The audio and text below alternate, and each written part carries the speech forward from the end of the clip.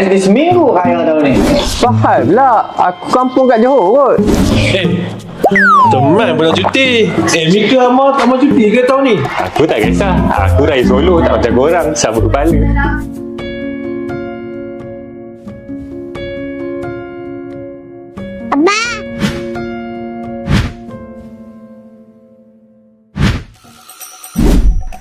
Tengok ni, senang je kan hidup seorang-seorang. Pergi bazar seorang-seorang, tak payah nak beli makanan untuk orang lain. Berbuka, satu gelas, satu makanan, settle. Nak makan, tak payah nak susah nak hidang untuk orang lain.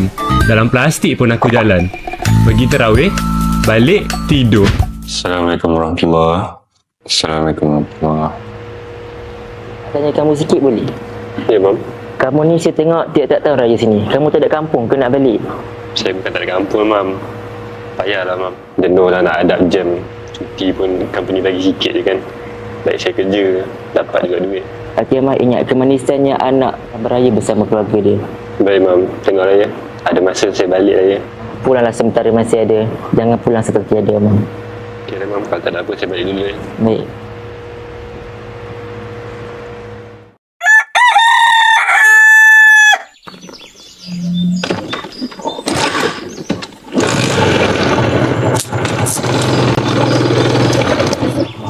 Amar tak teringin ke nak raya bersama keluarga macam orang lain?